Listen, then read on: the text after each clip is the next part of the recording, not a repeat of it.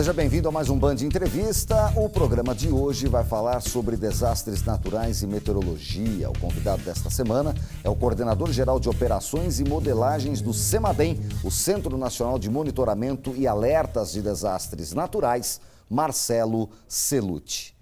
O verão nem chegou e a região metropolitana já ouviu diversas notícias sobre chuvas fortes, deslizamentos de terra, interdição de rodovias.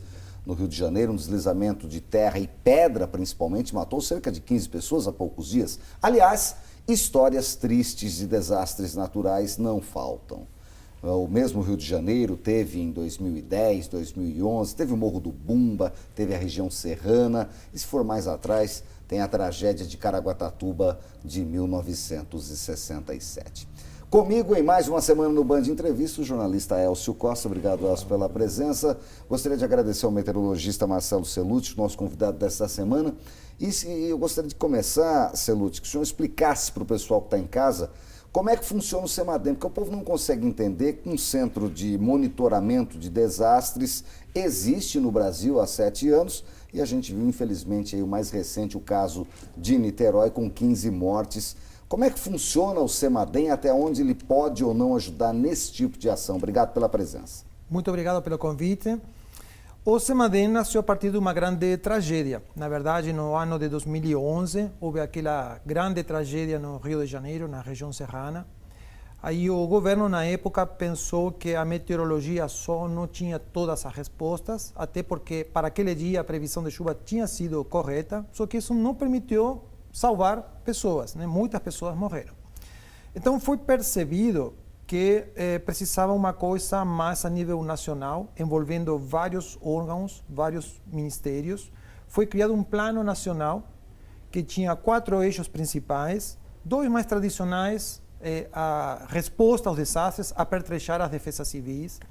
Outra era fazer obras de engenharia para contenção de encostas, enfim. E 2 mais inovadores, que foi definir uma lista de municípios com maior histórico de desastre, mapear as áreas de risco para esses desastres, deslizamentos e inundações. E o quarto foi criar um centro especialista em pesquisa, em ciência dos desastres naturais e em monitoramento e alertas. Então, o CEMADEM nasceu um pouco assim, a semelhança do INPE para a meteorologia, só que o INPE é apenas previsão meteorológica. O CEMADEM, ele faz pesquisa e também operação para desastres naturais. Então já envolve outras áreas, envolve geologia, envolve hidrologia, obviamente meteorologia, mas também a dimensão humana, saber quantas pessoas estão expostas. Enfim, nós trabalhamos basicamente com impactos decorrentes dos extremos de chuva, excessos de chuva, ou também falta, com secas. E o trabalho que nós fazemos para a sociedade basicamente é um pouco silencioso, por isso que não somos tão conhecidos, porque o nosso produto principal são alertas de desastres, alertas de deslizamentos de terra ou inundações, que enviamos para a Defesa Civil Nacional em Brasília, que, quando precisa, repassa imediatamente para os estados e para o município alertado. Agora, Cellucci, desculpe, Elcio, esse caso do Rio de Janeiro, para a gente não perder o fio da meada, não se encaixa no trabalho de vocês? Porque não foi um problema de excesso de chuva? Como é que é isso? Exatamente. Esse caso muito particular não se encaixa porque foi um problema que não teve a ver com pluviometria, não teve a ver com chuvas, um caso de uma rocha que aparentemente por um processo geológico trincou, quebrou e acabou caindo. Então, os alertas que nós trabalhamos são decorrentes da chuva, como, por exemplo, o problema da estrada na Tamoios no feriado passado, que teve deslizamentos provocados pelas chuvas, ou inundações. O caso da Tamoios, foi detectado com antecedência o risco de um problema ali? Sim, foi enviado um alerta para o estado, para o município de Caraguá, para o município de Ubatuba, inclusive outros do litoral, com mais ou menos 6 horas de antecedência. Foi um caso relativamente claro, uma frente fria que passou aqui pela região, dava para prever mais ou menos.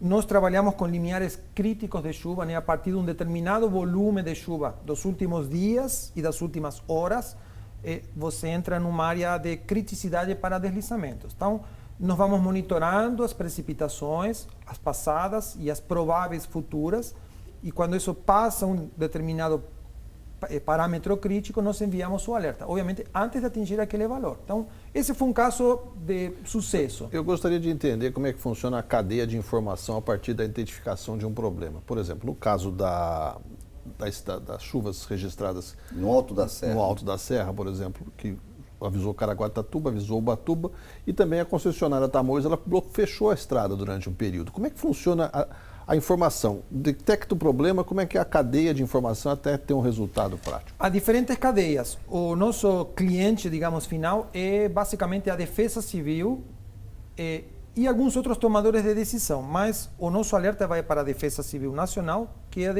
repassa para a Defesa Civil, neste caso, de Caraguá e Ubatuba. O foco é a Defesa Civil ir até as áreas que nós indicamos como prioritárias e decidir se precisa evacuar o pessoal ou não. No caso da Tamoios, existe uma concessionária que é particular, eles têm seus próprios pluviômetros, eles têm seus próprios limiares críticos. Então, nós intercambiamos dados, né? Eles recebem, por exemplo, os dados dos pluviômetros do CEMADEM, que é um dado público, então eles utilizam os deles e os nossos para tomar esse tipo de decisão. Mas nesse caso é uma decisão da concessionária por ser uma empresa particular. Mas vocês também enviam esses dados para eles, por exemplo, pode ajudar a balizar situações, porque tem muita gente falando, agora começou a interditar Tamoios, já foi a segunda vez, aconteceu em outubro, aconteceu em novembro por 4 dias. E depois que interditaram é que caiu realmente mais de 20 pontos de barreira na serra, poderia ter acertado carros e pessoas. Isso tende a acontecer com mais frequência justamente por ter modelos e números mais precisos que dá para se prever que pode acontecer uma tragédia? Claro, as pessoas poderiam pensar, né, agora está sendo interditada a estrada, antigamente não era, que nós temos dados novos, nós temos estudos de solo que podem agora determinar quais são os limiares críticos de chuva. Então, o que acontecia antigamente é que o deslizamento acontecia com o pessoal circulando pela estrada. Então, muitas vezes essas interdições são preventivas, né? Não acontece necessariamente o deslizamento, mas antes que ele possa acontecer, a estrada é interrompida para justamente salvaguardar a vida das pessoas que estão transitando. É exatamente evitar mortes, evitar tragédias, que é o princípio desse estudo geral que gerou, inclusive, o CEMADEM. O CEMADEM tem mais ou menos 7 anos. Isso. Nesse período, é possível quantificar o resultado prático? O senhor deve ter respondido essa pergunta inúmeras vezes. O CEMADEM e a ação desse plano evita a morte, salva vidas? Essa é uma pergunta difícil, porque vamos colocar como exemplo o caso da Tamoios do outro dia. Então, a estrada foi fechada para evitar passagem de carros. Houve alguns deslizamentos. Quantas mortes foram evitadas? É difícil saber, porque não sabemos quantas pessoas estariam circulando e se esse deslizamento teria atingido alguém ou não. Então é uma pergunta difícil, mas nós temos algumas estatísticas que nos mostram que nos 5 ou 6 anos anteriores a 2011, ou seja, quando esse plano nacional foi implementado, o número de mortes no Brasil decorrentes de desastres naturais era na casa de 300 por ano. E depois desse plano, mais ou menos 100. Então, caiu mais ou menos 2/3.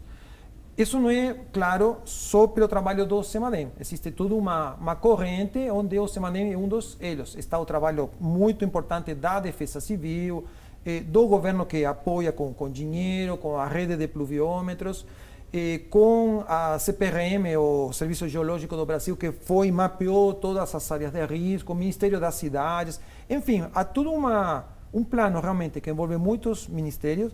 Mas acho que a prestação de contas é isso, né? Antes era na faixa de 300 e agora na faixa de 100. E as chuvas se comportam todos os anos mais ou menos da mesma forma. Não é que está chovendo menos agora e por isso está morrendo menos gente. Não diminuiu o número de ocorrências, como nós chamamos, de desastres, mas diminuiu, felizmente, o número de óbitos. E essa é uma tendência de todos os países desenvolvidos que têm um sistema para preservar a vida das pessoas. O Band Entrevista vai para um rápido intervalo comercial. Nós voltamos em instantes. Até já.